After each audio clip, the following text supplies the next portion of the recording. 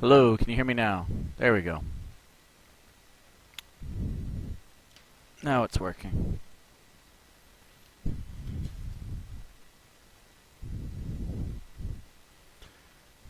Uh, Anybody else hear me? Just want to make sure y'all can hear me. Somebody say they can hear me.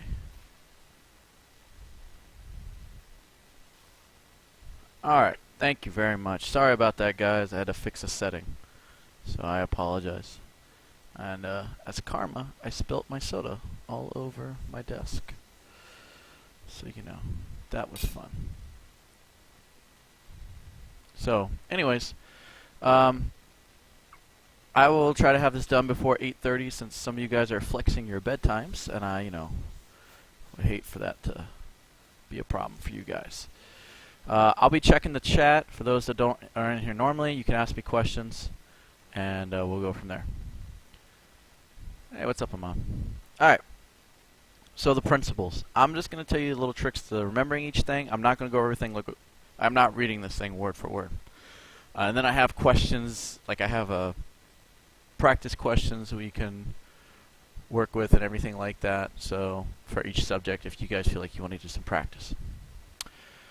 So consent of the governed.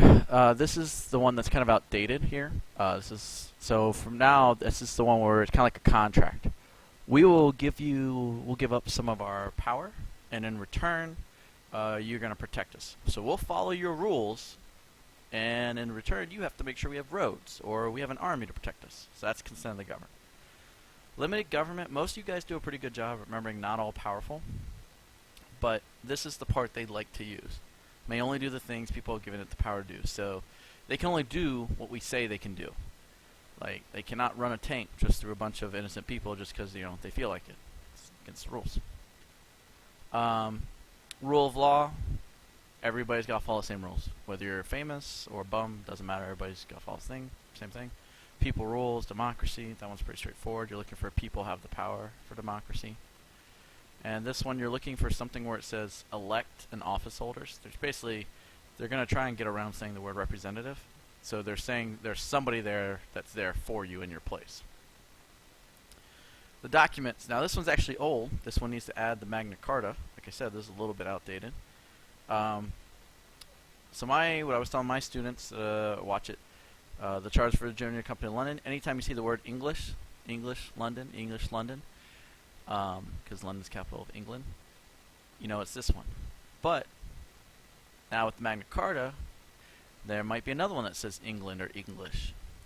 So if it's Magna Carta, though, you're looking for the keyword of king, because they forced a king, saying like, hey, you're doing messed up stuff. We gotta make sure we're not being jerks. And the king had to give up some of his powers and had to agree to some stipulations. So that's the difference between those two. The Virginia Declaration of Rights served as a model for the Bill of Rights. Right, rights. See how they both have rights right there. Right.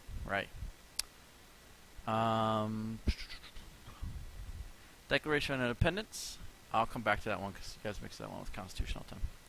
The Articles of Confederation, for the most part, they're going to try and get you to remember that's the first form of government. If they go a little bit deeper, states had the power, national government had none, essentially. So states could do whatever they want. It was not very good. If you miss this one, well, good luck.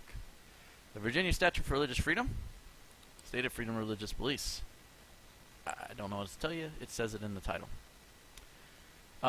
So DOI, Declaration of Independence, and the Constitution.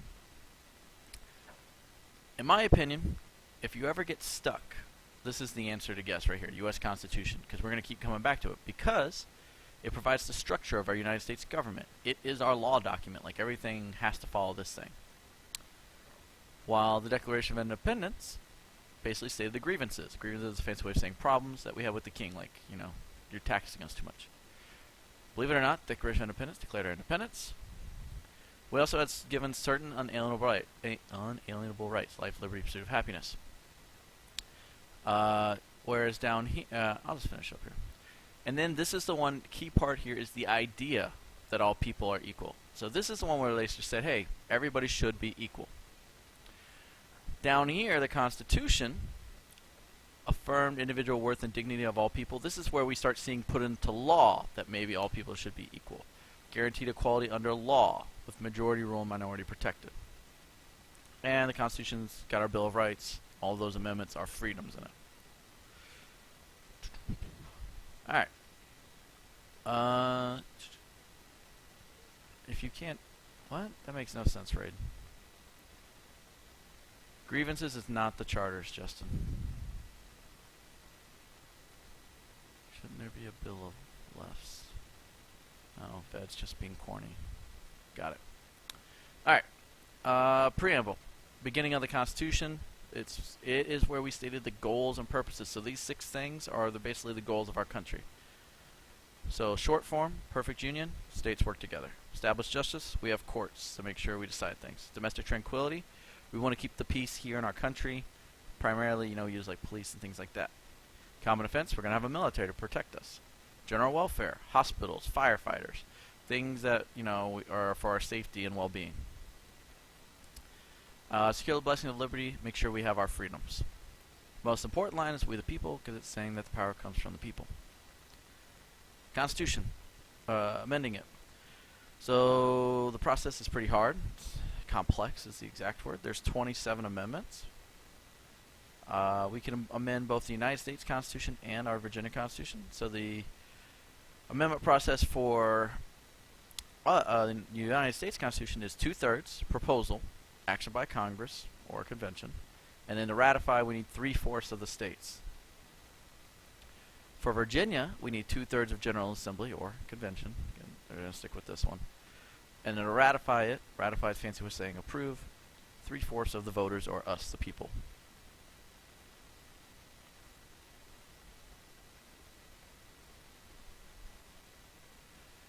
Wow. Alright, gonna keep going. Hopefully you guys... I am reading the chat, reading through all the randomness, so if you have an honest question, let me know and I'll make sure I get to it, okay?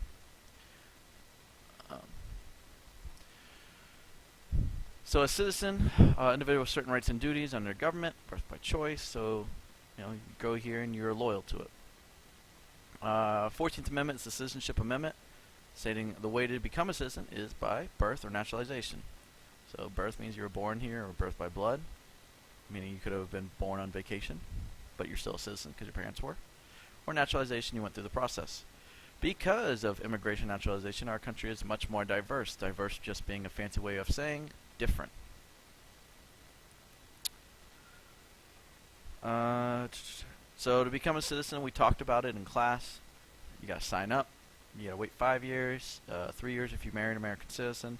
You have to know basic American history and government. You have to be able to read, write, and speak English. At the very end, you take something called the Oath of Allegiance.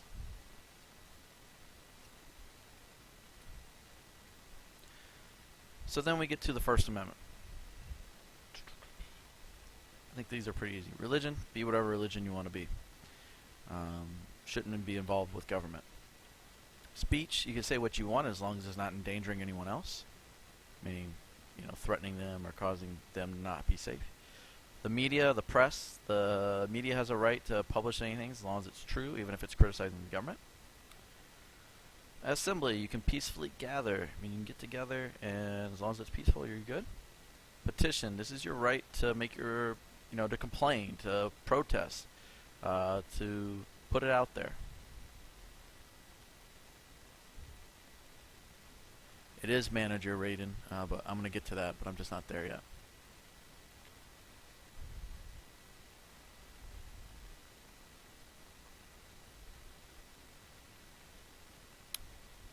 The chat is...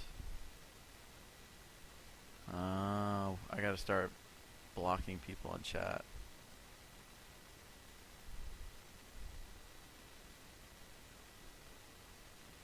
Alright. Let's do this. There we go. Abina, are they going to word it the same way as you taught us? I'm assuming you mean with like the different freedoms. For the most part, yes. Like, these are the exact words right here. Peacefully gather. That's what they're going to say. Um, petition, to protest, to complain. That's, they'll probably say the word protest. Or, they're going to do something like you got a bunch of signatures and send it off. To let them know, hey, we don't like what you're doing. If I didn't answer your question, Abina, let me know. We'll come back to the 14th Amendment later with the courts. So, civic duties. There's only 4 of them. This one, wow, this got messed up. You got to obey laws, meaning you got to drive the speed limit and such on. So you can't just do whatever you feel like it. You got to pay taxes. So you have to pay your taxes once you're an adult. Served in the armed forces if called. So if there was a draft, you would have to go. And you have to serve on a jury if you're called in, or you can act as a witness. One of the two. You have to go if you're one of those. If you don't do it, you'll face legal consequences, which is a fancy way of saying you're going to go to jail or get in trouble. And if you guys stop acting up over there, I will turn on slow mode. You have to obey laws. I know it got messed up. Obey laws. It just got messed up. It's a typo. So, those are the things you have to do. What about the things that you should do? So civic responsibilities are filled by choice, meaning they are voluntary. Civic duties are mandatory. You have to. Alright? So responsibilities. You should vote. You should register and vote. You should try and hold elective office if you want. Jury is not a responsibility. Jury is definitely a duty. You should communicate with the government if you're not liking what they're doing. So write them a letter. Write them up on social media. Serve in voluntary appointed government positions. So this would be like if you were hired to be a chair of something, or if the president said, I want you to be my Secretary of State, that's an appointed position.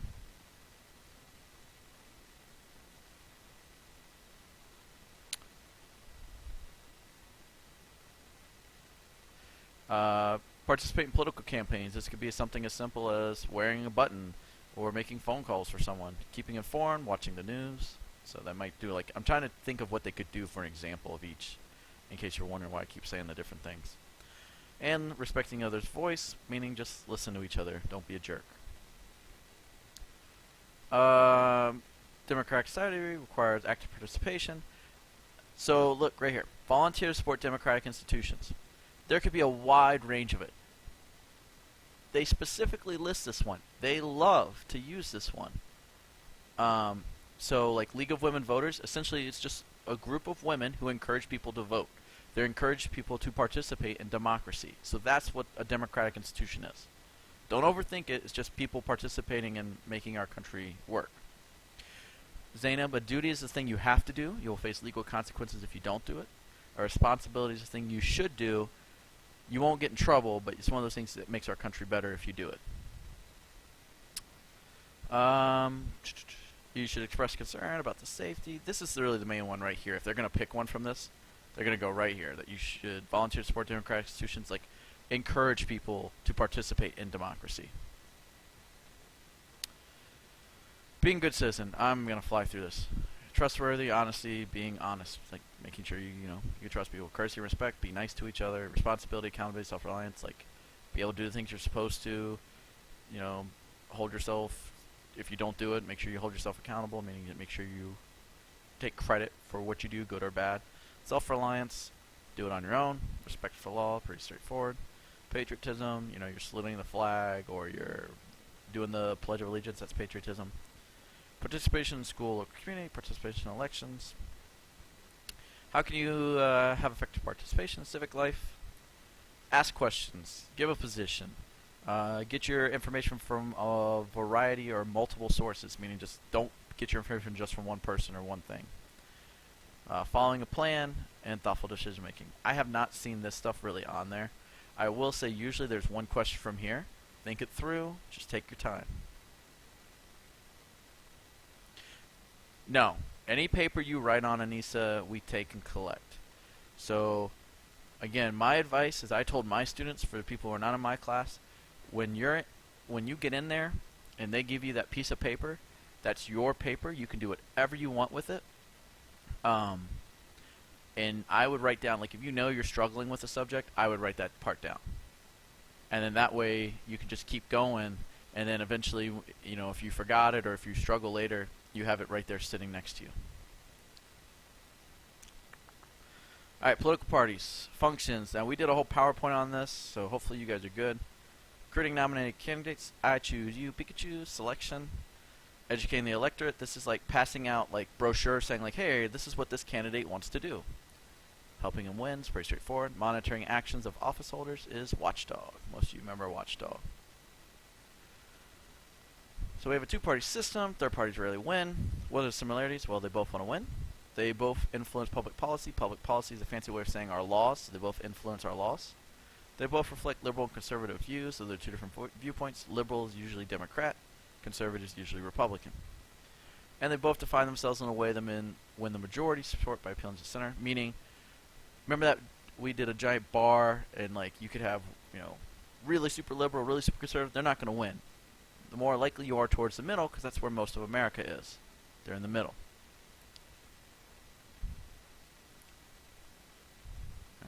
I will turn off slow mode now. That way I want to make sure people can ask me. Commissioner of Revenue, Abina, is going to be in the local government. We're going to get to that, okay? The only difference between parties is stated in the platform. The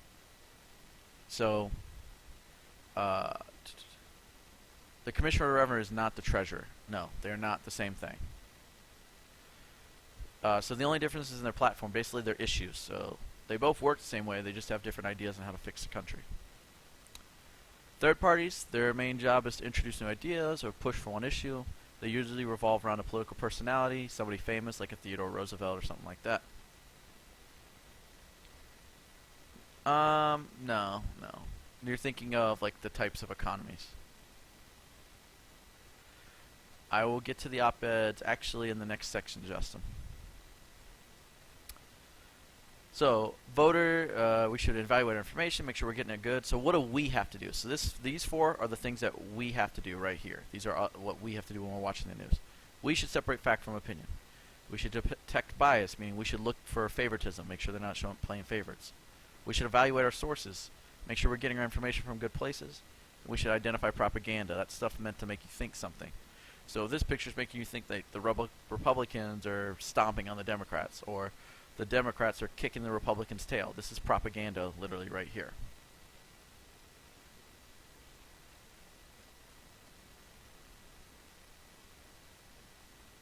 Chat away, left of this, no. Anyways, focus on what we're doing. Mass media roles. So the media's job is to identify the candidates, point them out to us, emphasize or focus our attention on certain issues. Usually they have three things of how they do this. They write editorials, they create political cartoons, or publish op-eds. So editorials are basically their news articles, or with research information, things like that. Creating political cartoons, just like this one up here, is also a political cartoon. Can be a form of propaganda. It's where they have an image that makes you think a certain way. Op-ed, pretty much think of those as opinion editorials. They're usually submitted by other people that usually they can work for the newspaper, but they don't always. It's where somebody basically can give their opinion and they print it. It's an op-ed, meaning it's an editorial with there's an obvious slanted view. They're giving their opinion about something. So you're not expecting a exactly down the middle report. Propaganda and political cartoons can be the same thing. So this is propaganda. This is also a political cartoon. Let me show you famous propaganda. Let me look it up. So take a look at this picture. So this is Betsy. Oh, I thought I left my stream for a second. This is Betsy, not Betsy Ross. Oh, wow, that would have been really bad. Shoot. I should know her name, and I'm blanking. But anyways, she's literally just, during World War II, they were trying to tell women, hey, we need you in the factories to help us. We can do it, right? There's no political cartoon here, but this is definitely propaganda. They're trying to say, like, women, we got strength, we can do this.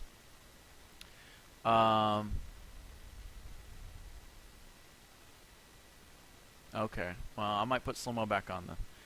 So there is a difference between propaganda and political cartoons. They're not always the same thing, but they can be the same thing, if that makes sense. Well, we have to know propaganda picture and detect what is going against. What they will and may do, Folded Ninja, is put a picture up there and say, what is the point of this image or cartoon? So yes, they They might do something like that. It doesn't mean it's going against it, but it's like, what is this picture trying to tell you to do? You had those, in fact, on your practice SOL, so that means they have done it before. Who said no? No to what? I don't understand what the no is for. Alright, so back to this. And broadcasting different points of view, they're both to give equal time to both sides. Rosie the Riveter. Oh my goodness, I can't believe I forgot that. Good pull, good pull. I blinked for a second, guys, I'm sorry. So, campaign costs. It's expensive, so who has an advantage? The wealthy. Because it costs so much money, we got to keep doing more and more fundraising activities, and it basically limits the amount of chances everybody else gets, limits opportunities. This has led to PACs, which are basically, here's a bunch of money we're going to throw at you. They just raise money for a candidate. And more influence of interest groups. These are going to be more like where they have a specific interest, such as you have the NRA where they care about gun rights, or you have like PETA where they care about animal rights. They're going to give money to candidates that favor their opinions. Lowest fares available, or your money back, and the answer is no, Bina. It will not. I guarantee that's not on our SOL standards.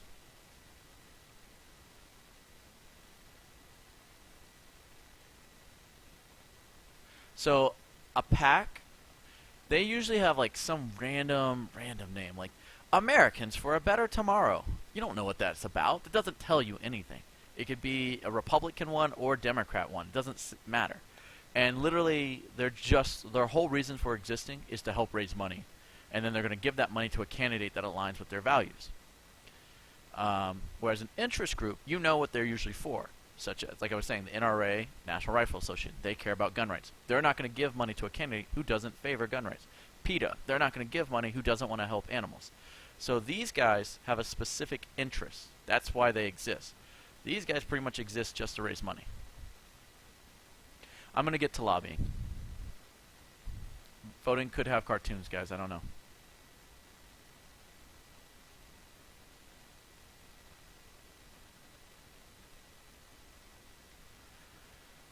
So campaign finance reform. They want to fix it. Reform's a fancy way of saying fix. So how they've done that, they've tried to limit the amount people can put on. So here you have a political cartoon. You have, this one would be something like here. We have Republicans basically saying they're digging the grave for the Democrats, meaning they're going to crush them in the election. That's what this cartoon's implying. Here you have Obama trying to pull a donkey, which is representative of the Democratic Party. It even labeled it the left. So if I was doing this and I didn't know, alright, Obama mania, they're telling me this is Obama. The left, they're digging in their heels, I can see from the cartoon. So I would diagnose it as Obama is trying to drag the Democratic Party across the finish line, meaning to win, and the left is like fighting him. The Democratic Party is fighting him. So when you're doing these cartoons, even if you don't get it, just like, alright, what's the clues it's trying to give me? What can I pick out that's a symbol? I'm going to get to monopolies. I'm going to get to interest groups and lobbyists.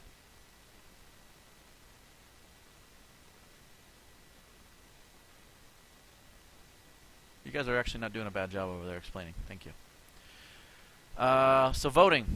I think you guys are good on this one. You got to register before you can vote. You got to be a citizen, resident of Virginia, 18 years old. You can do it at the registrar's office, DMV. You can do it by mail. You can also do it online at their website, not by email.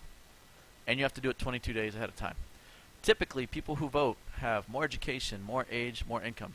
Doesn't mean that you can't vote if you're 18. Obviously, you can. It's just typically you don't. Reasons why people don't vote: they don't care, lack of interest, or they didn't sign up, they didn't register. More people vote in presidential elections than every other election. So every 4 years we have a presidential election, but we have an election every 2 years. So that means, for instance, in 2018 we had an election. Typically, most people don't vote in that one. Actually, I think we had a pretty good, like almost record turnout this past election. But typically, more people vote when it's a presidential year than when it's not. Electoral college. We use it to pick the president and vice president. We use winner take all. So that means, like, basically if you win even by one vote in the state, you get all the electoral votes for that state. precinct's like a district, Fed.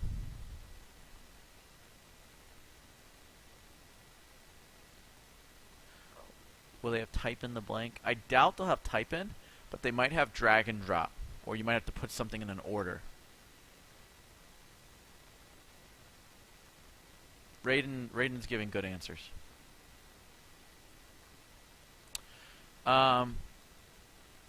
So, densely populated just means where it's really tight, like a lot of cities where they're really tight on top of each other. So like New York, stuff like that, city. They're going to target those big populated states, but small, even the less populated states are still important. Congressional representation. That's the Senate and the representatives. So when you add those two numbers together, you get congressional representation. So in Virginia, we have 13 electoral votes. 2 is the senators, 11 is the representatives. That's our congressional representation. So we are worth 13 electoral votes. Because of this, it has led to a two-party system. Everybody should try and participate. We did a simulation, and democratic process includes participating. Yay. Alright, about halfway done, guys. And then I'm just going to ask questions near the end. So if I'm going quick, that's why. Like, I am trying to make sure I get your questions. Chief party means you're in charge of, you're helping out one of your parties when you're the president or governor. So we have national government structure. If I was you, see this picture right here as I'm talking? That's the picture I'm keying in for checks and balances. Right here. Like, zoom in, checks and balances, this is the picture I want. So, let me just, help you out here. Checks and balances. I'm going to, maybe screenshot that or pause the clip. Something like that right there. Just giving y'all one last second. That's checks and balances over there. Back to zooming out. Alright, so we have 3 branches, legislative, executive, and judicial. Legislative is bicameral, meaning 2 houses. We have the House of Reps, 435. And that's based on population, so California has the most. And we have the Senate, which is 2 per state. Their job is to make the laws, approve the budget. They're the approver. They approve, confirm, all the same thing. They approve all the appointments. They approve the budget. They're in charge of the money. They regulate trade between different states and different countries, and they have the power to declare war. Whereas the president is in charge of the executive branch. He's in charge of executing, enforcing, carrying out, all the same thing, making sure the laws are followed. He prepares the budget. He appoints the cabinet officers and administers federal bureaucracy. So when he appoints a cabinet officer, legislative over here has to approve it. When he appoints an ambassador, legislative has to approve it. Get the idea? He says, I want this person, they have to approve it. Administers the federal bureaucracy is a big old fancy way of saying running the government. Why can the Congress declare war? Because they wanted it to be an important decision that everybody agreed on.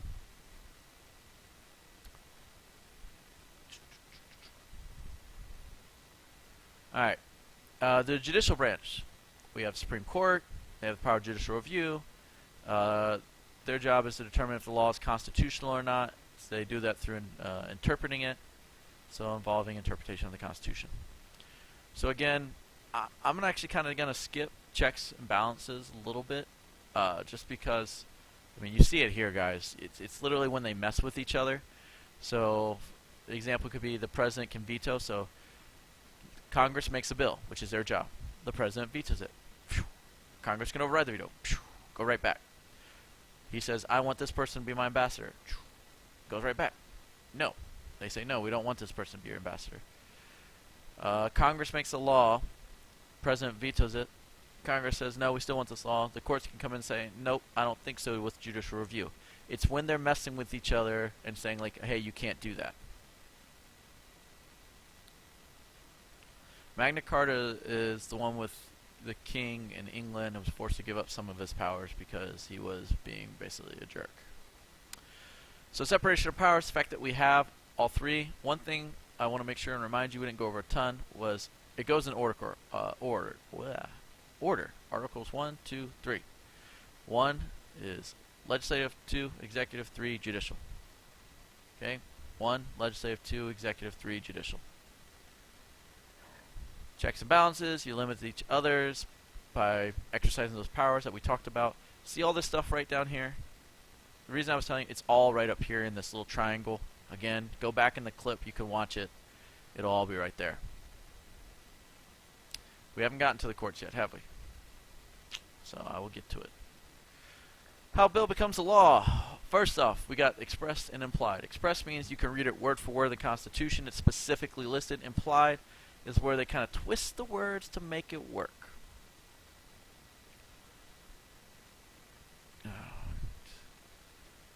Let me just do this really quick. There, he's saying dumb things. All right, so and then we have to actually how a bill becomes a law. So we start off by having it introduced, then it goes to committee. After it goes to committee, which is a small group of people working on it, it gets debated or argued on the floor of the House, meaning they're just going to talk about it in front of everybody. So it goes from small group to everybody. Then one House will vote on it. Now, once it gets through one House, whether it's the Senate or the House of Representatives, it repeats it in the other House.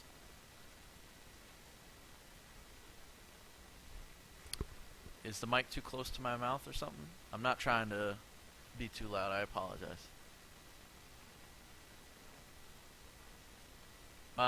After it's been gone through both houses, you then send the bill to the president, who can sign it into law.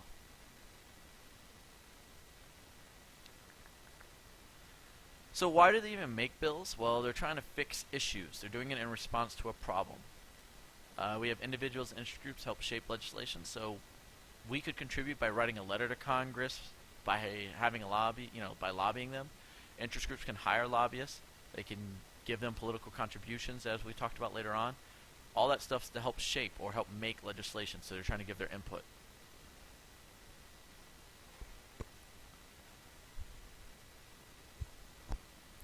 Alright.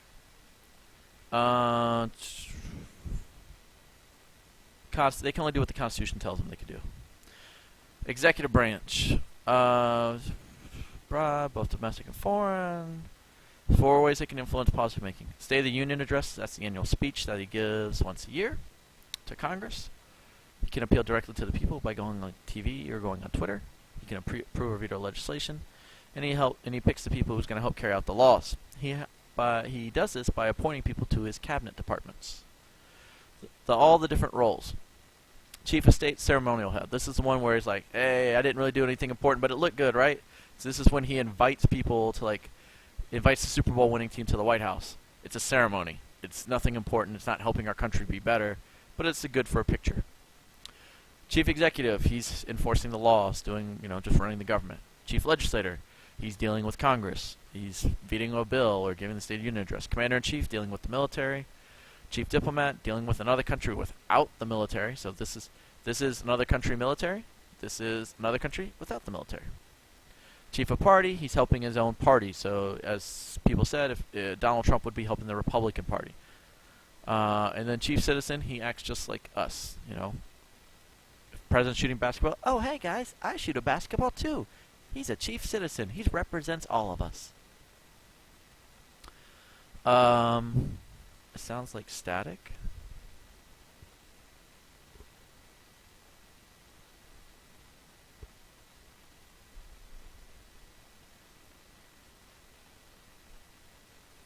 Any questions about anything history? No, it'll all be on this. It's not anything else.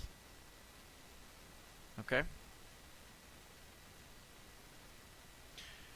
If he's talking to another party, you could say he still could be representing his party and be acting as chief of party. He could be acting as chief executive, trying to get something done for the government. But he does not represent both parties. He represents his own political party. So Donald Trump is the leader of the Republican Party at the moment. And over time, presidential power has grown up. So think from Washington days to now, the presidents have more power. Let's see what's next. State government, it's going to be basically a copy of the above with a couple of differences. They have the 3 branches. Instead of being called Congress, it's called General Assembly. It's bicameral. We have House of Delegates and the Virginia Senate. Instead of president, it's governor. Instead of vice president, it's lieutenant governor. We're going to go over the courts later. The concept of having a national, state, and local government is federalism. Reserve powers. What's the Reserve Powers Amendment? So anything not given to the national government goes to the states. What amendment is this? This is literally one of the amendments.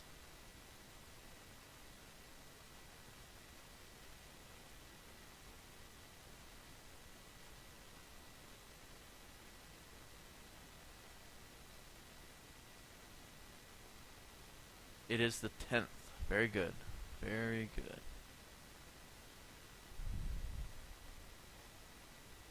So,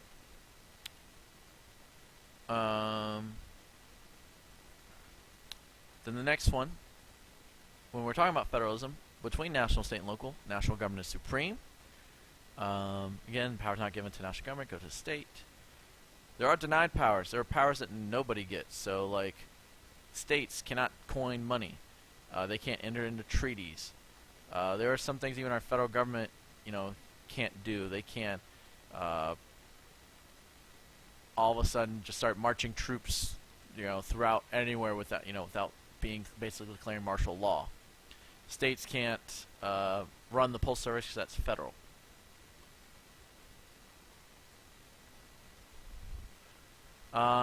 So there's the reserve for the states. So reserve powers are state powers. Reserve powers are state powers. The primary responsibilities. National government's worried about foreign policy, regulating commerce, basically making sure our economy's going, and making sure we have a military, common defense. Where the state's worried about public health, safety, and welfare. They're worried about our schools, our hospitals, making sure that day-to-day life is, working. And basically, sometimes not everything goes well, especially when money comes into play. And what it means is tensions exist. When the federal government tells the state governments, hey, do this, and the state government like, I don't have money. And the federal government's like, that's too bad. Do it anyways. Concurrent powers is shared powers, things that they both can do. So they can both tax, they can both borrow money, stuff like that.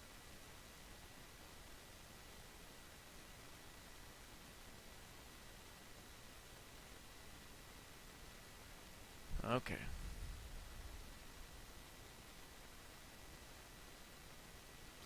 So, then we get to the state lawmaking process. It's literally the same thing.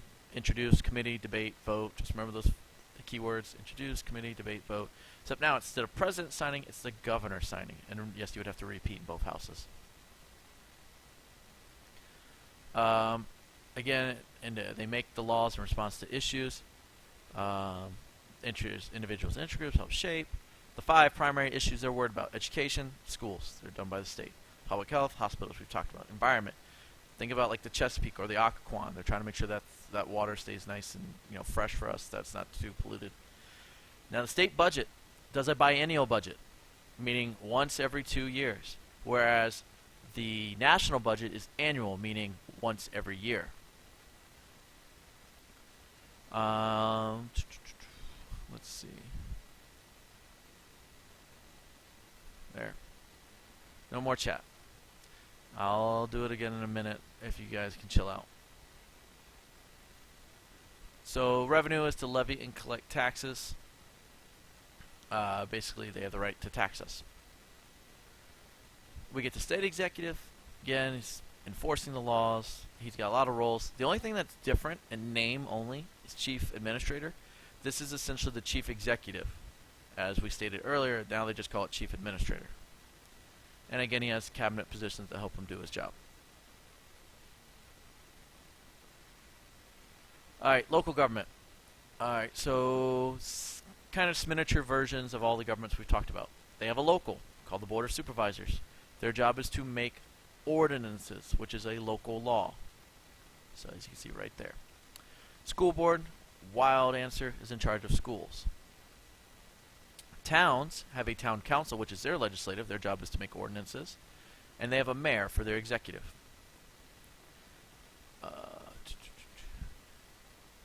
A county can have a manager. That is optional. Doesn't mean they always do. So that would be their executive if they did it. City has a city council, again, makes ordinances, and they also have a mayor to help enforce local laws or the ordinances. Every locality must have the following: a sheriff, police, clerk of the circuit court, think of like the records keeper, commissioner of revenue, person in charge of taxes, treasurer, person in charge of budgeting the money.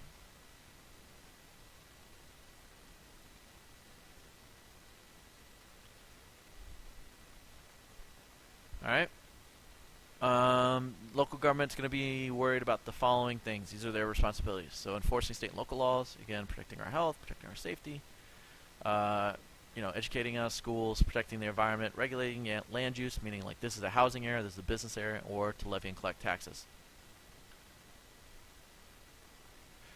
State budget is biennial, Justin. National budget is annual. How do we remember the sheriff, clerk, and that stuff?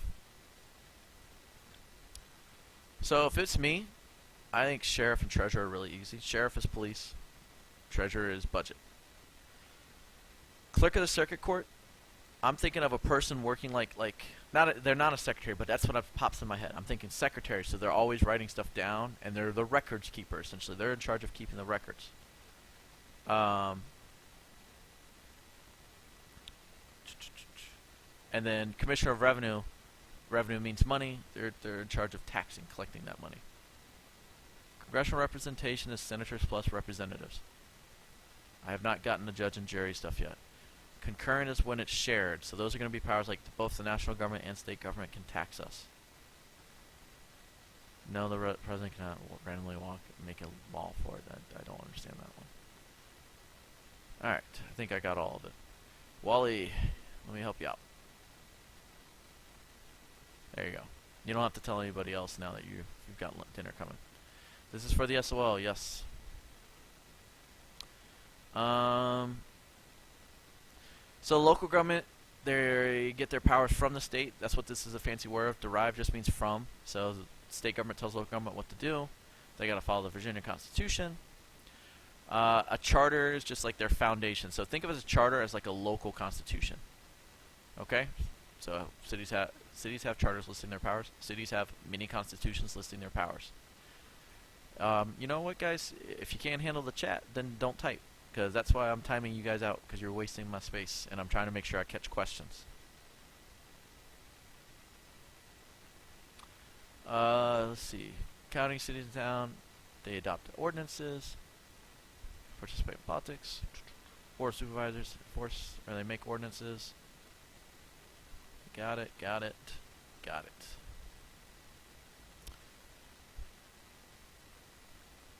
We've done what the media does. I'll focus our attention, offer a forum, like that's broadcasting different points of view, hold them accountable. Lobbying. Lobbying is when you're trying to convince usually a legislator to vote a certain way. So they got that name, if you remember from our little story, where they hung out where the congressmen work and they're around their office buildings and their lobbies and try to convince them to vote a certain way. So how can we try to influence public policy or influence laws? We can vote, we can campaign, we can run for office. We can lobby, we could protest, we could write them letters, or we could join an interest group. How could an interest group do it? Ways interest groups can do it, because they're the ones that really identify the issues, point them out to everybody, because they focus around, usually an interest group is focused on an interest or an issue. They make political contributions, which is a fancy way of saying they give large sums of money to candidates or politicians, and they can lobby government officials. Congressional representation for the third time, Jabez, bud. I said it twice. It is senators plus representatives equals congressional representation. That means that congressional representation equals our electoral college numbers.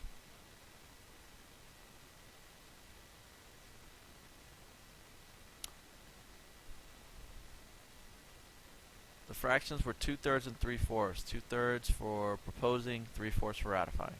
Yes, you should know them. Local governments have to be ready for international issues. So if there was ever a pandemic, widespread disease, if there was ever an act of terrorism, think 9/11. In case the global economy suffered, think like all the other currencies suddenly being worth nothing, which would affect us. And we have to have policies ready to protect the environment. So our local governments have to have plans in case of these international issues. It's fine, Jabez. I want to make sure. I'm just trying to make sure I cover everything.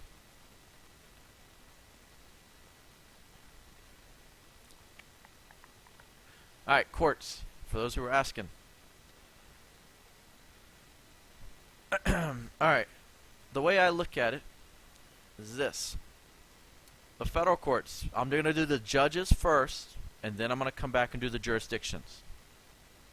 I'm literally doing the judge stuff now, Syed. I need you to look. and listen.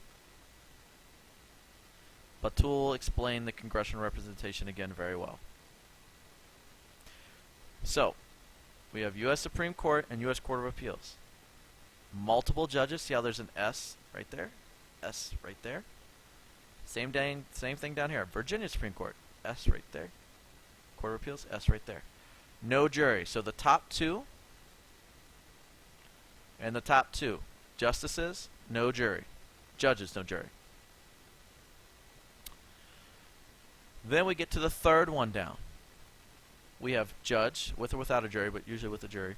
So U.S. District Court, the third one down on the federal side, judge with jury. Third one down over here, judge with jury. So this is going to be your judge and your jury. Then, because they don't go... No. Then over here, anything below circuit court, which is general district and juvenile and domestic, are judge, no jury. So the top two on each side, multiple judges, no jury. The third one down for each side, judge and jury. And then the bottom two on state side is judge, no jury. Alright. Jurisdictions. Both Supreme Courts are the same. Appellate jurisdiction, limited original. Appellate jurisdiction, limited original. Appellate means they're taking it from the court below them. So U.S. Supreme Court takes it from the Court of Appeals. Virginia Supreme Court takes from the Court of Appeals of Virginia. Limited original means that sometimes the court case could go straight to the top. So if you had a federal case, instead of starting here, you're going to go straight up here because it's so important. U.S. Court of Appeals, appellate jurisdiction. They can only have appellate jurisdiction. Their name is literally appeals. They only hear appeals. So that means that the court case started here, and then they appealed it and went here. U.S. District Court has original jurisdiction for federal cases. Anything, if you commit a federal crime, this is the court you're going to start in. Court of Appeals, appellate jurisdiction from Circuit Court. Circuit and General District. Circuit is the serious court. General District is the not-so-serious court. So felony means serious crime. Misdemeanor means not serious crime. If I commit murder, I'm going here. This is the court they're going to take me to. If I steal a candy bar, I'm going here. If I sue you for $1 million, we're going here because this is going to be the court case for lots of money. If I sue you for $10, we're going here because this is the court case for little money. And then obviously if you have a family issue or if you're a child, you're going to go to juvenile and domestic relations. Very good answers, by the way, on the group over there. I appreciate that. Alright, so that's the courts. Judicial review, you really just got to know. There are only two questions they can ask for this. What court case gave us judicial review? Marbury v. Madison. Marbury v. Madison established the principle of what? Judicial review. Maybe they might ask, like, what does it interpret? They're interpreting the Constitution. That's it. So two states are arguing, they go straight to the Supreme Court. Peachy Prom, that's a little off task, but they could be tried as an adult. Does not mean they will always go to juvenile court.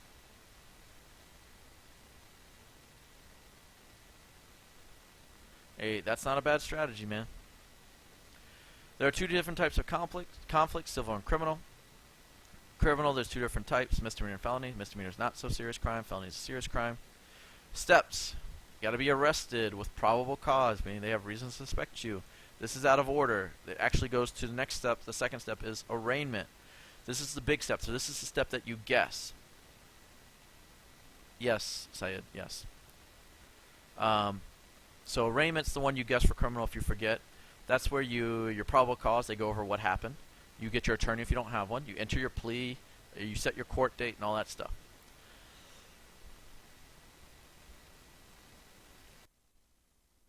For the second step, third step, it's jail or bail. So either you got to sit in jail until your trial or you're out on bail. Fourth step is the trial.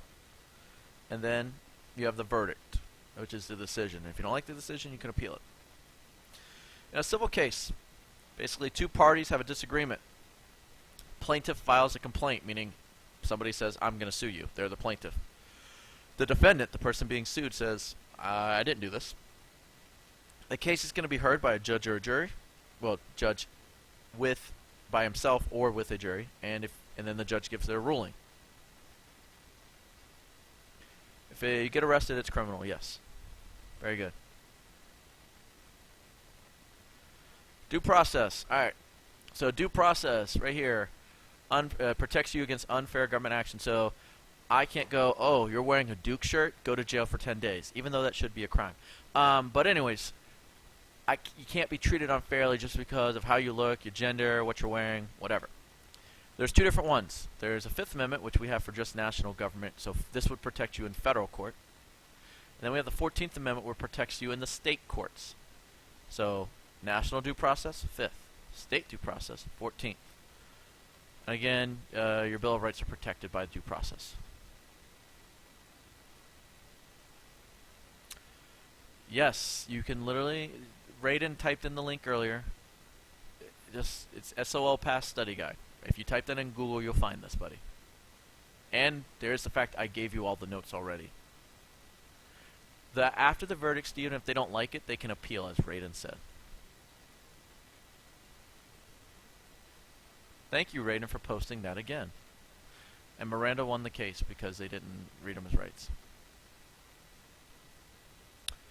Alright, economics time. Alright, scarcity is really simple. You guys all get it. They're going to say it in a fancy way.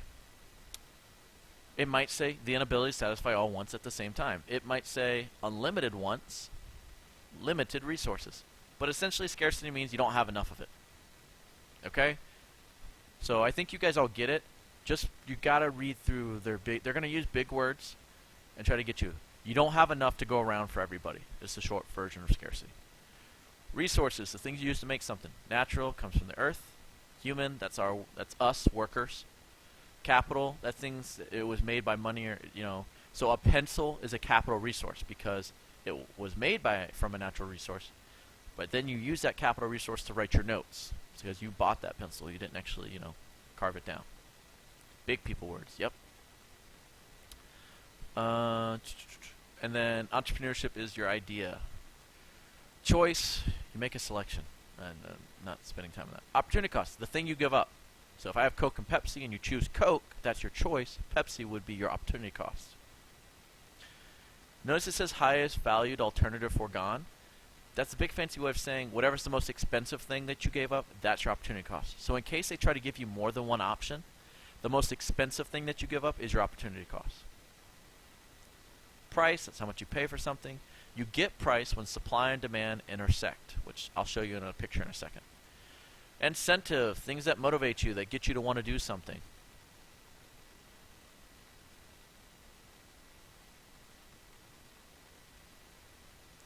Resources, natural comes from earth, human is us working, capital is things that we use money to buy, they're man-made, entrepreneurship is the idea. Supply and demand determines price. So remember how we did this graph with the lemonade stand? You see where they intersect? So that's what it means. This is going to be the best price of $3 because supply, you can tell he's willing to make more as the price goes up. Demand, people are willing to buy less as the price goes up. So this is the best bang for his buck, or her buck. Yes, ma'am. You did. So supply or demand, the amount of goods that consumers are willing and able to buy. So this is from the people buying it perspective. Supply is the amount of good or service that a producer is willing to sell it. So this is from the business. So how much they're willing to sell it at. Production is combining resources to make something. Consumption, I'm trying to go quick so we can be done. Consumption is using of goods or buying of goods. We did cover the three branches. You're going to have to go back. This is actually a little outdated as well. 3 basic questions of economics. What will be produced? How will it be produced? Not who will produce it. And then for whom. So who's going to buy it. So what will be produced? How are you going to make it? And who's going to buy it? Traditional economy based on custom and historical precedent. This is going to be your older type economies. The ones that technology hasn't touched. The ones where you're working the same job as your dad, your granddad, your great-granddad, and so on. Free market, where look at this graphic. Basic free markets, no government or minimal involvement, as it says right there. Everything's supply and demand, everything's choice, determined by consumer sovereignty, which we're going to go over in a second. Command economy, or it might say central ownership. I have seen them slip this wording in there before in past SOLs, like I don't know, whenever the last time they released them. Uh, Generally, this is more like a communist type economy, communist command kind of thing. There's no choice. You're going to buy what the government tells you to buy. And then you have mixed economy. We have private and public. It's a mixture, as you can see up here. All right, so they combine things. You have choice in some areas, in some areas you don't have choice.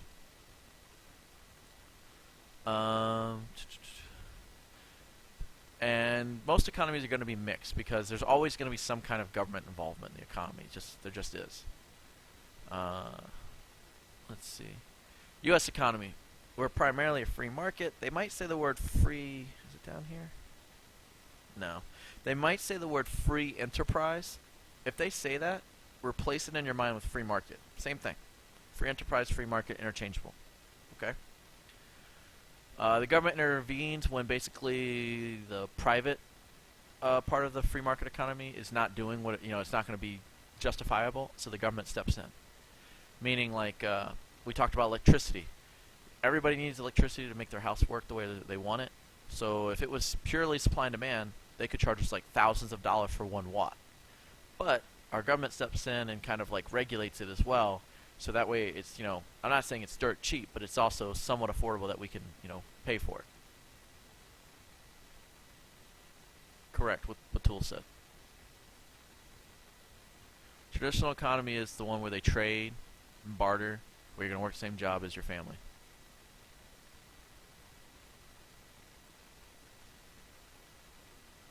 Alright. So free market economy, we talked about. Private property, you own stuff. Profits, what you have left after all expenses, meaning all your bills have been paid. Competition, you have a rivalry, think McDonald's and Burger King, things like that. Consumer sovereignty. That's when we, through our purchases, determine what's going to be made. So if we buy it, they're going to make more of it. If we don't buy it, they're going to stop making it.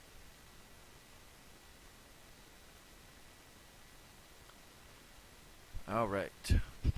There's another picture of circular flow for those that were asking and having trouble with it. I'm going to get to that next, obviously. So if you want to take a look at it, screenshot it, whatever. You can type it in Google and you'll get images that come up. I've already done legislative SAID way earlier. Alright. So, there's 3 basic types. An entrepreneur can play a role. It can be any of these. Remember, entrepreneur takes risk for profit. Risk for profit. Entrepreneur. The 3 types of ownership: proprietorship, by yourself; partnership, 2 or more owners, but think more small-time type stuff. Corporation are your giant corporations like Walmart, Best Buy, things like that. They can act as a legal entity. They can have a whole buttload of owners. There's no limit on it. They just have a different percentage of ownership. And your liability, meaning how much you can be hurt, is limited to how much you invest.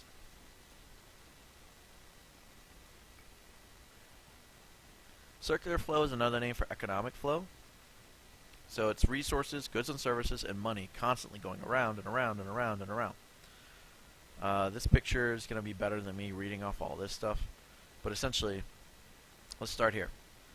I work for the government, so I'm giving them my labor. Let me zoom in for you so you can follow along better. I give them my labor. In return for my labor, they give me income. I use my income as payment for my goods and services. They use my payment to pay their taxes. And in return, they build public goods, such as roads. So does everybody kind of see how that works? Like the money's going around and around and around and around.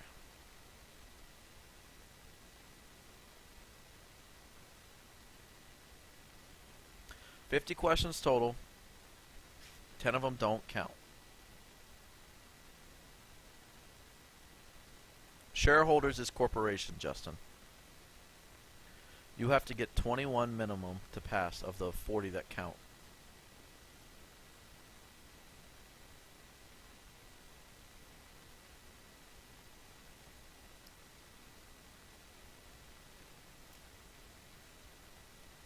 There's not 60. There is 50. 40 questions will count. 10 will not. You are not going to know which 10 count and which ones don't.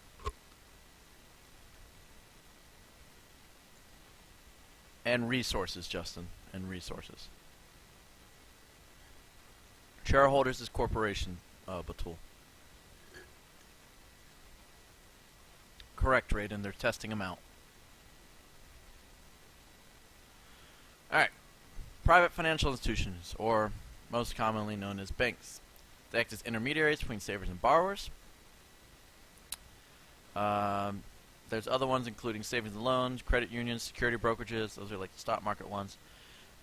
They mainly receive deposits and make loans. The reason you would put your money in any of these is because they give you an incentive by paying you interest on what you put in.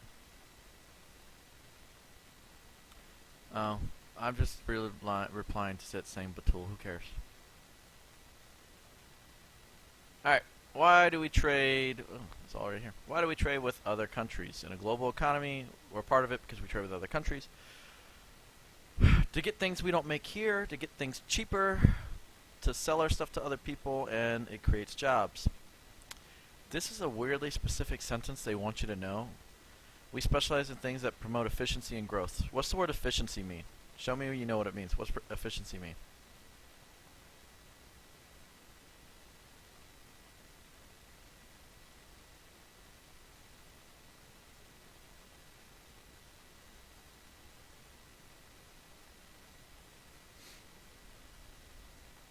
Fast and good quality. Very good. Yeah, I thought about taking away Ved being a mod. Usually he's not doing that. We have improvements in technology, meaning it's easier to do everything. Mainly the internet's been the big one. And because of technology, it's also lowered the cost of doing things.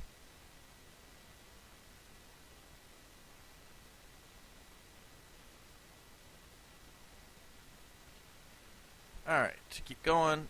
So these are the three, this is what I'm telling you, these are the three that they used to focus on. Obviously, you guys, we've talked about a couple more this year. But these are the three I want to make sure you remember. FCC is our TV.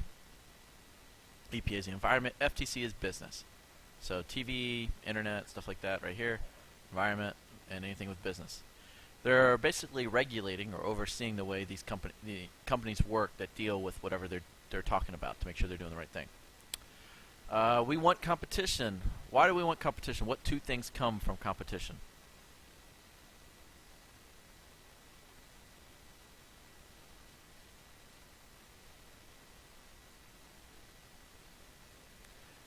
I give them the moderator because they're here the most and because usually they don't act up. Lower cost or lower prices would be the better answer. Lower prices and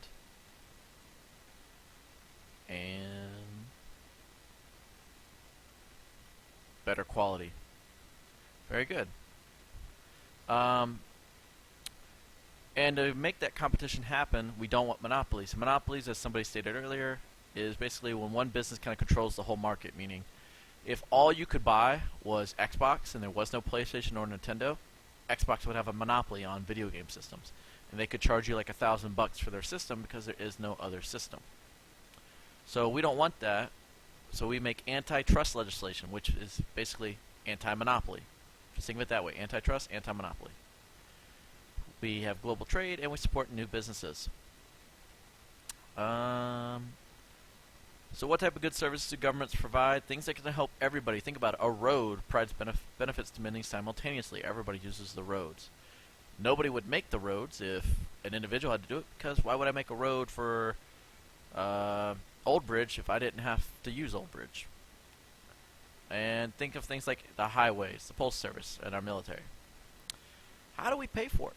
Mostly through taxes and loans. That's what borrowed funds are. We also have things like fees, like when you pay to go to a park.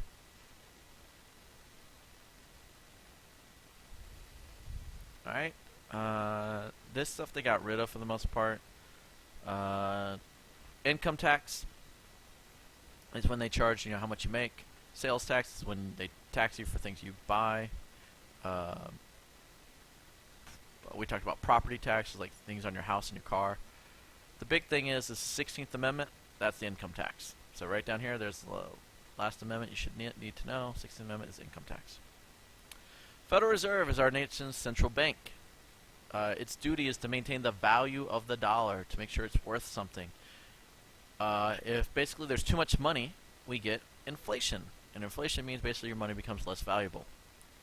That makes no sense. I have no clue what you're talking about.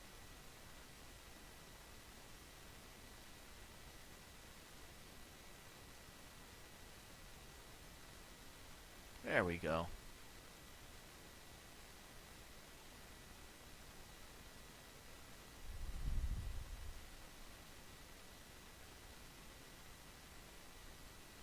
I think everybody will pass.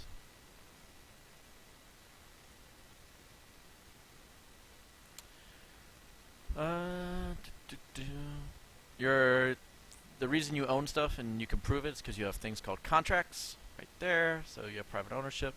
3 types of money: coins, Federal Reserve notes, big fancy way of saying dollar bills, and deposits. Here's all this career stuff that you did with Miss Taylor. Again, career planning starts with self-assessment, basically knowing what you're good and bad at. And this is common sense. You should have a strong work ethic. You're more likely to get hired if you work hard. If you have more education and more skills, hey, you're going to probably make more money. Things like that. Technology has created different and new jobs. You should be responsible with your money. Like, just use common sense with these. Alright. Is there any subjects here that you want to do some quick questions on?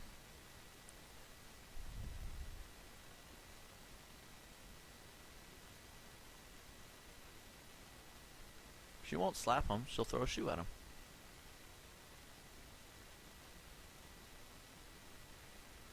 Is there any of those quartz? Alright, let's do quartz. Alright, so do 1, 2, 3, 4. Just type in the letters. That's all you gotta do. I'll do media next. When you do that, I can finally eat my dinner.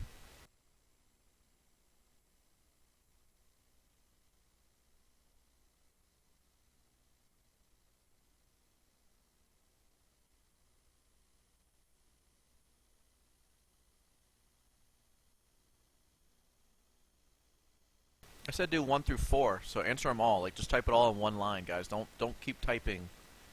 Do what Ved did.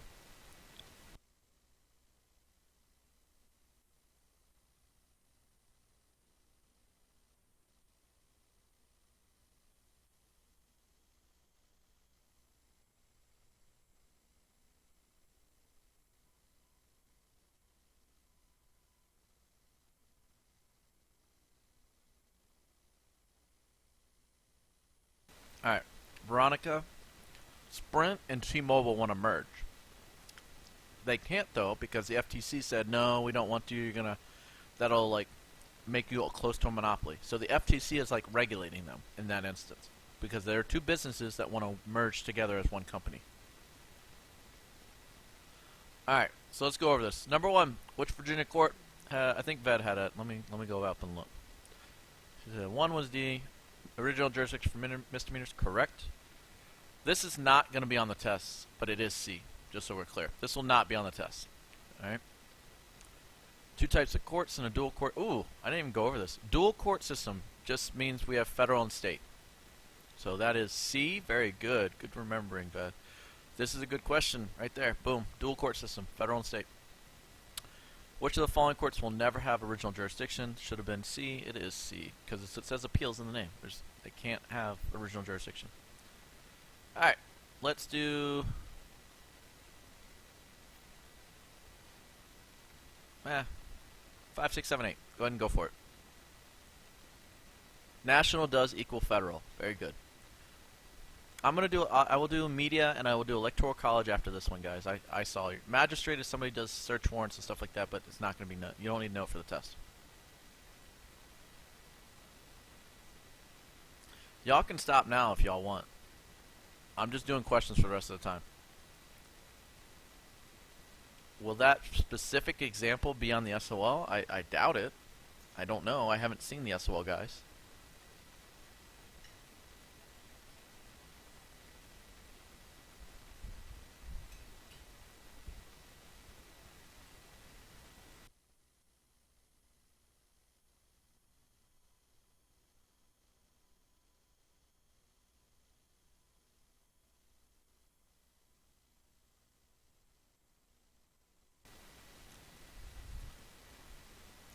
Alright. Let me see. Did somebody get it? I'm using Sebastian's this time, even though he wasn't first. Sebastian. Original jurisdiction gave district courts the authority to hear cases for the first time. Very good. In an appeals case, an accused person is asking the court to decide which of the following. What did you say? C? Yeah, basically, did he get a fair trial? So they're looking at did he get screwed over the first time? Who makes the decisions in circuit court? Circuit court's going to be a judge and a jury, for the most part. It can be a judge only. It can be, but for my purposes, they're the only court who has a jury or the option of having a jury. So a judge and a jury for the most part. It usually has a jury. From where the organization and jurisdiction of Virginia's court system derived, and both of you all got it correct. Virginia Constitution. Good job. Good job.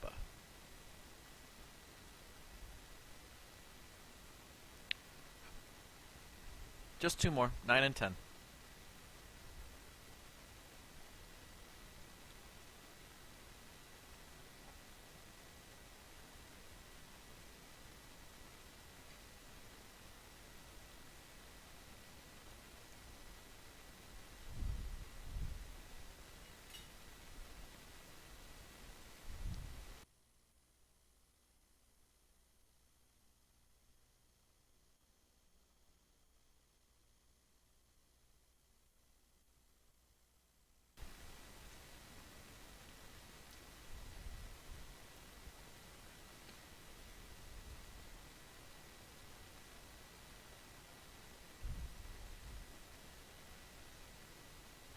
Alright.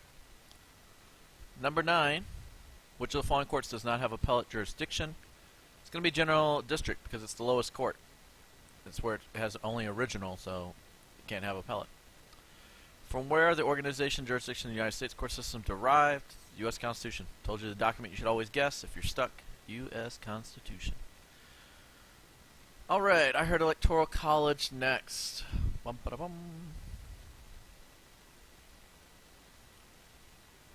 Alright, do 1, 2, and 3. 1, 2, and 3. You do that, Sad. Thank you for announcing that you are going to eat.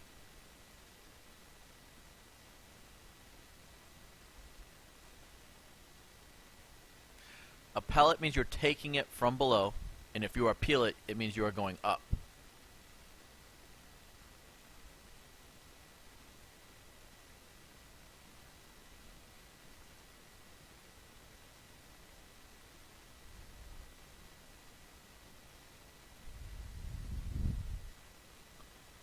Oh, Justin almost beat Fed. Almost.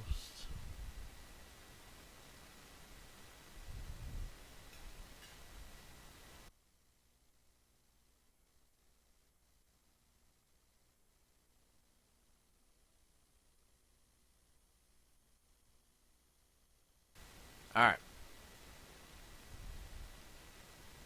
So how are the slate of electoral college process chosen? It's going to be A, popular vote. I really doubt they asked that one, though, just being honest. The number of electors a state receives is based upon the number of representatives a state has in Congress. It should be C. Another way of saying this would be congressional representation. They just changed the words around here. Majority votes win electoral college requires what kind of system?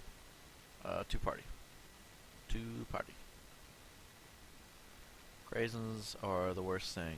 I'm eating hamburgers that I grilled. I don't eat Captain Crunch, guys. Alright, get and do 4 and 5.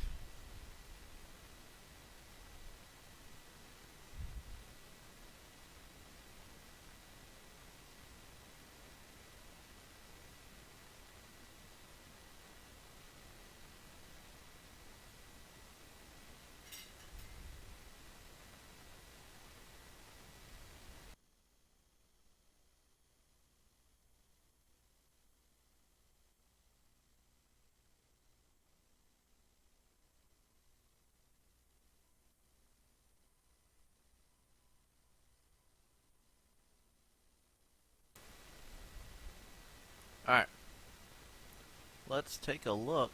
It looks like, dang, Bed was still first by a little bit.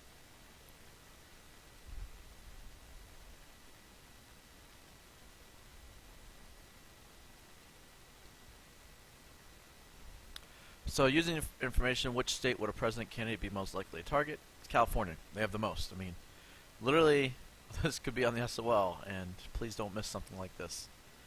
Why would candidates target large states when campaigning? Large states have a greater number of electoral college votes. I mean, this is just common sense. They have the more votes.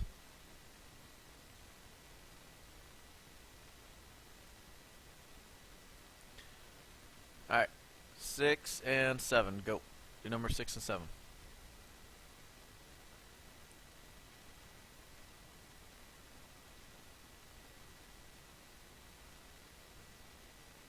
Focus.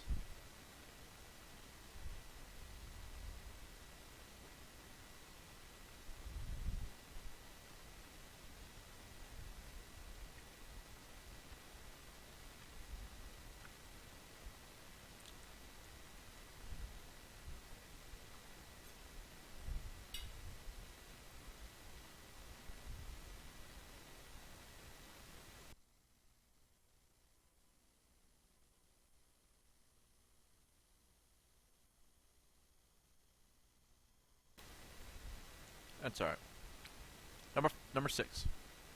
The Electoral College. The electors meet to vote for the president and vice president. That could be a test question. All right. And then candidates for president of the United States target large states for campaigning because of the system is almost all of the states. It's winner take all. Alright, so I'm going to have to help you with this one. You're in the chart above, how's the electoral college system criticized? I know what it's going to be. So take a look at the popular vote. And you see how on this number, it's a little higher than this one. But look who won. George Bush. You can see here again, it was a really close popular vote, but not a close electoral vote. And again here, Tilden won the popular vote, but lost because of the electoral college. So, a person can win the presidency without winning the most popular votes. That would be that one.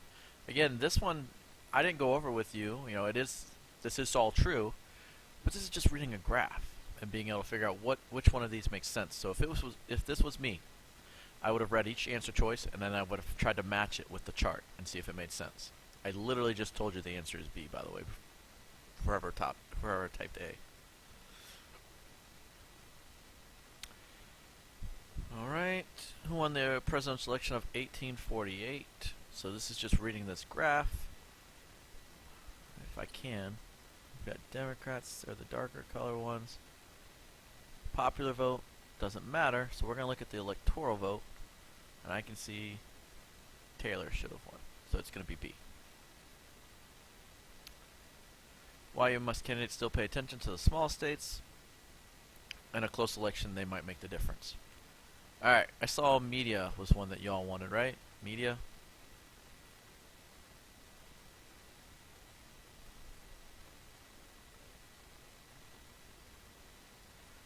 Citizens use so this is simple. Separating fact from opinion. We're trying to figure out if they're telling the truth. We have to separate fact from opinion. Taking a look at this, which would best fit the question mark? Man, I remember seeing this in our notes and on a test question. It's like it's everywhere. And this one's going to be strategies for evaluating campaigns. The reason it's not this one, in case you were thinking of it, this is what the media does. This is what we need to do. And we need to be able to detect bias, identify propaganda, separate fact from opinion.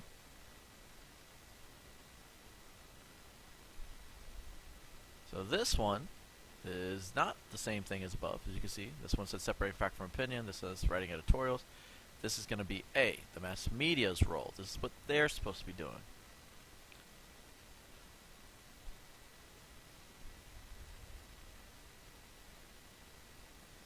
Again, mass media's role in elections. Waiting for some other ones. Alright, Do 5 and 6. And here, I'm going to help you guys out. Do 5 and 6. There. Now he can't be first.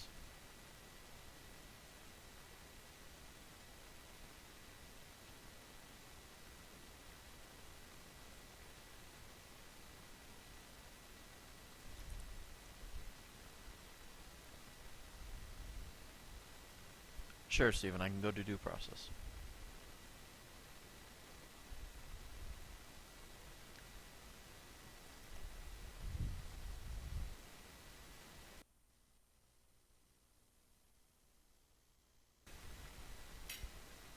Man, look at all these answers before VED.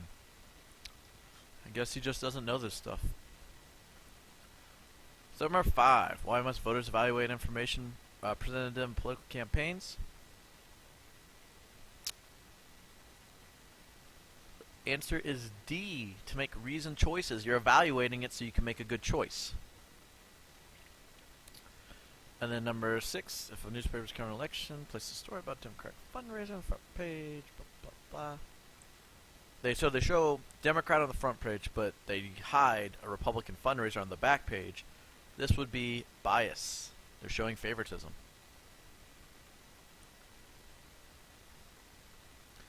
I did do one with the courts, Veronica.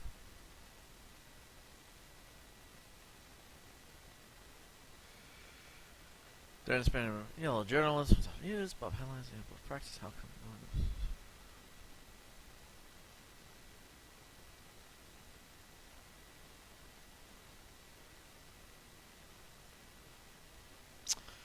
So you could make the argument that this is opinion, but I would say the best answer here is C. This is propaganda. They're spreading stuff to make you believe, like, the enemy did it. They're trying to get you riled up and mad at the enemy. So I would say propaganda here. Do a door giveaway. Why? My giveaway was my work this year. Alright, let's do 8, 9, and 10. Go for it. 8, 9, and 10.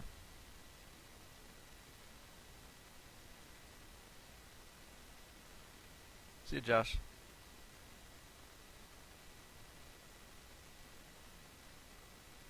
Please do a door giveaway. Do you want me to give away a door? I mean, how would I do a door giveaway? Like, that's something you do when you're at an event, not online.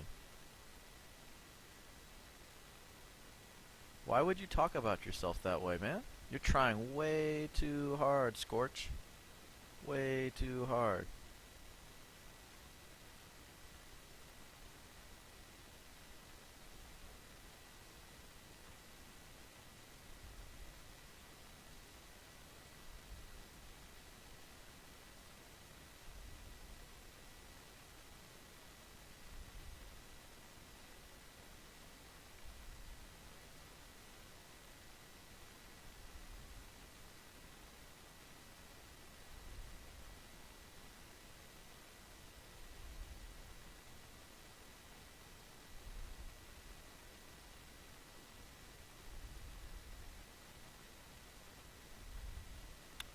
Alright, so look.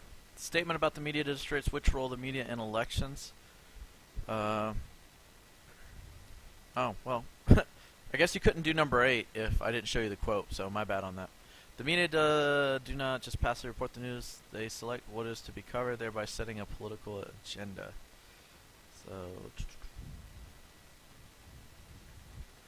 So this is going to be de-emphasizing selected issues. So that's my bad.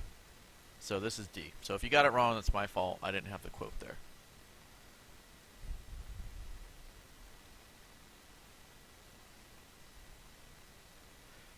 Number 9. By opposing this rule, the FCC is making sure the media fulfills which of its roles. Equal time, blah, blah, blah. Broadcasting different points of view. Equal.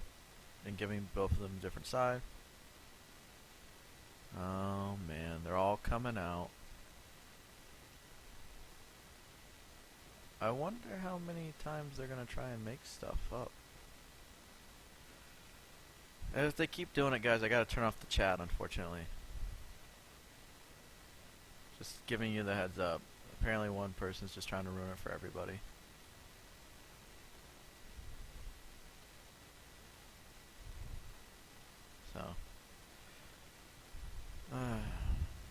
Anyways, and then the last one, Governor Smith has a fantastic record when it comes to crime.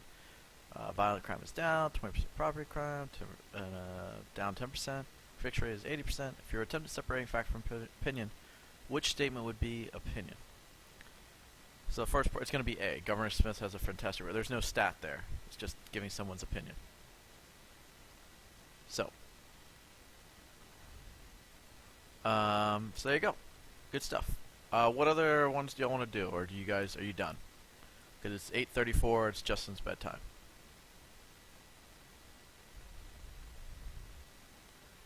Hey, Shadow. What other ones y'all want to do?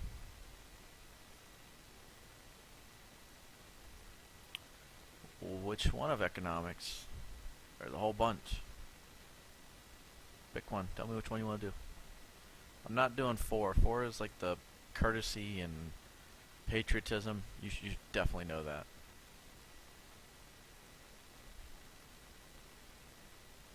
I have no clue what you're talking about, Ved.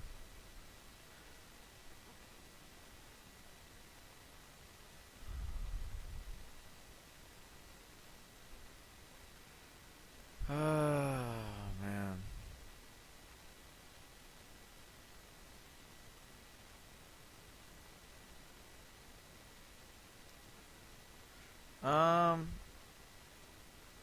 Alright, I'll do circular flow really quick. I think you guys need that one. So the first one's economic flow. I'm just gonna help you with that. Alright. Do 2, 3, and 4. 2, 3, and 4. I have no clue what you're talking about, Ved.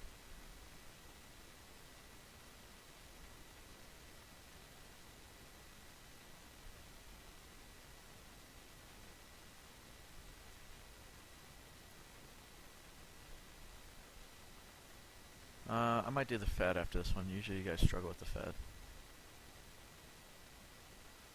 Oh, goodness. I'm just gonna beat you to it.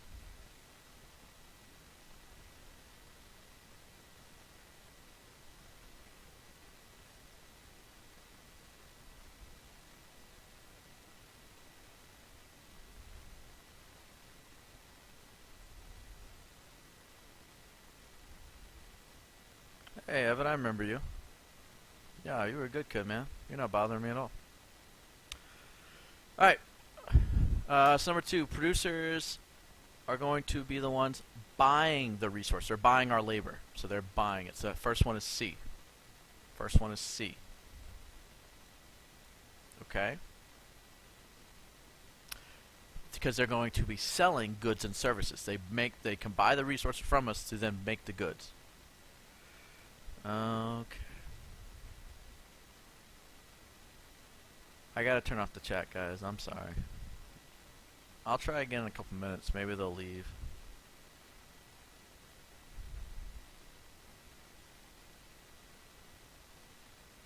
So, this was producers buy resources.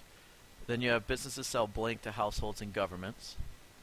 The sad part is, by the way, I bet you I know it's probably 2 kids from 2 years ago who just really don't have much to do with their lives, I guess.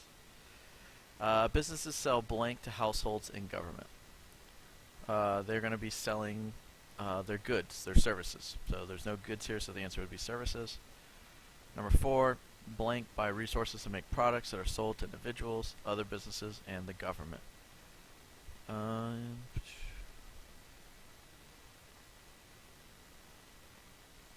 it's going to be producers in this one.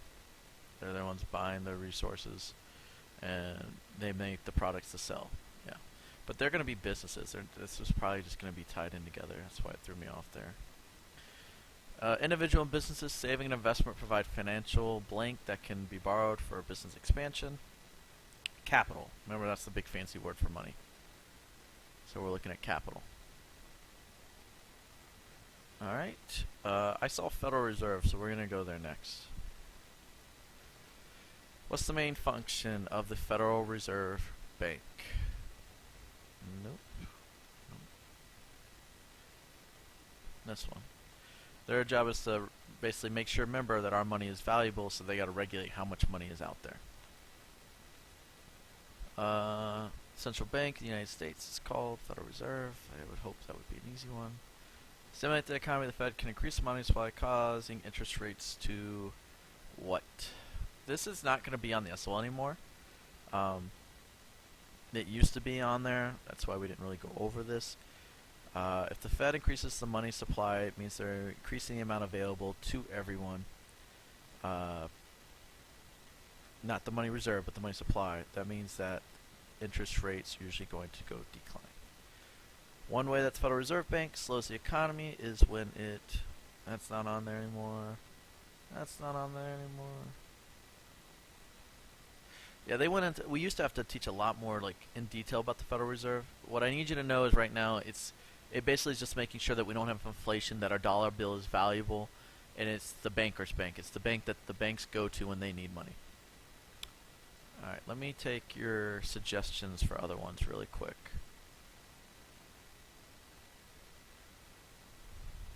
Alright, so I turned it back on for you guys.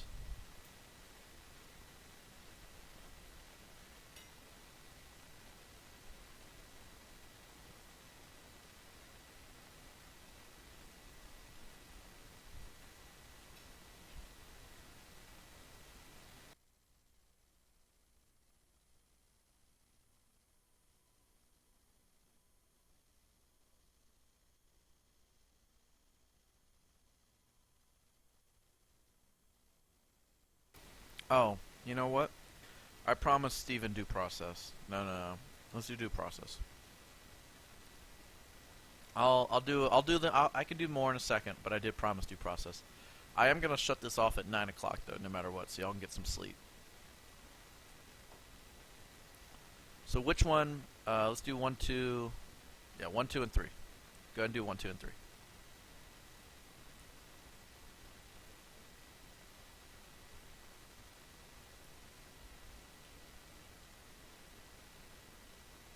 Man, you guys are trying really hard there. Good thing this thing like blocks it, huh? I gotta go back to blocking it, guys.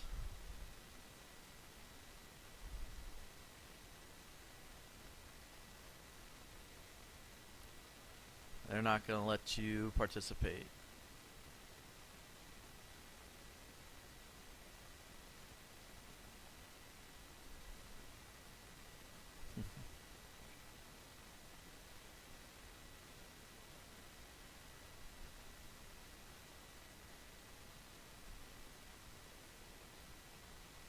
Alright. Yeah. They are trying. Let me turn it back off.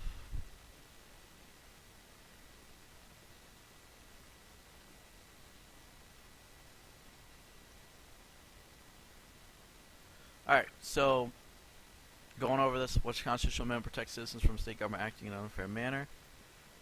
We've got 14th. Constitutional protection against unfair government actions, that's just due process. Which court has extended due process clause guarantees the Bill of Rights? It's going to be the Supreme Court because Bill of Rights is in our Constitution. Then 4 and 5. While Jared was watching television, police burst through the front door and searched his home without a warrant. Their actions violate Jared's right to due process. And the above excerpts from which amendment? No state. So there you go. I would have stopped reading right there. No state. So you know it's state due process, which is 14. Alright. I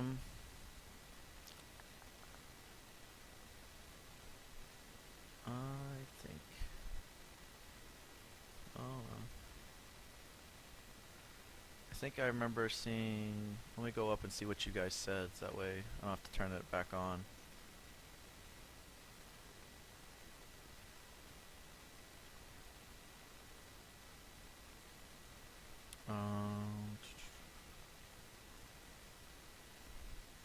I remember seeing 11. We did competition really quick. So antitrust. If I see that word, I'm thinking anti-monopoly. So prevent companies from developing monopolies. So we don't want monopolies. So antitrust, stop monopolies. For many years, U.S. car makers enjoyed dominance in our country.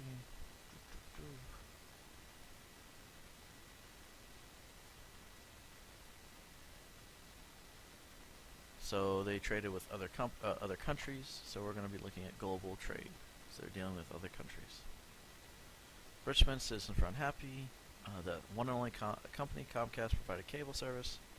They won a competition. So the government offered to help entrepreneurs start another cable business. What way of promoting competition is this? It literally says they offered to help entrepreneurs start another business. They're supporting business startups. Which one's in charge of making sure businesses are held accountable? Business, FTC. Federal trade. What's the function of the FCC, EPA, and FTC? They're regulating them. They're overseeing the way that people do business. Is there anyone else? Let me go up. I saw 11.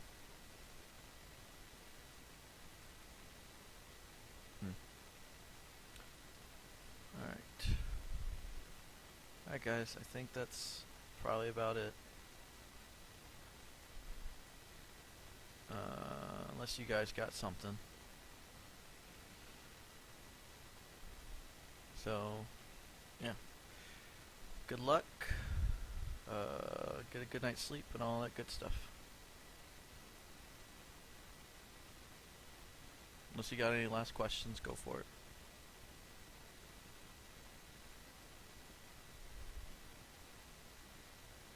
Why did I do...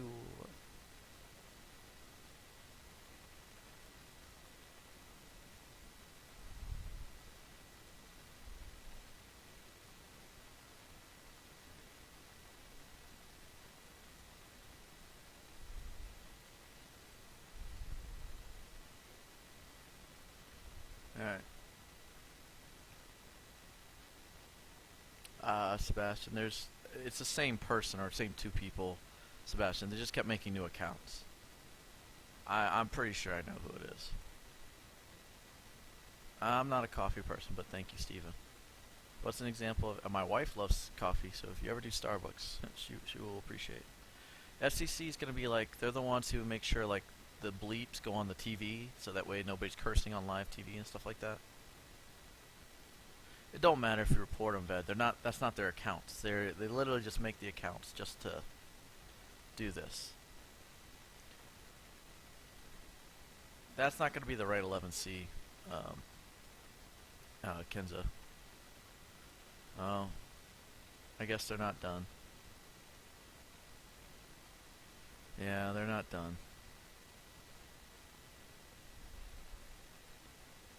Alright, guys.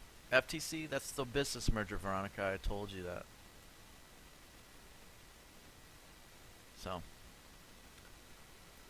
Alright. Yeah, they're back. Alright, guys. You guys have a good night, okay? Good luck, study, you know. Again, the website is just SOL Pass to get the whole thing right there. I don't know if you can bring Starbucks into that room. Yeah, just think about it. These are I'm pretty sure these are high schoolers, and this is the best time they have of their lives. Just come into this channel at night. Yeah, and they are angry. All right, guys, you have a good one.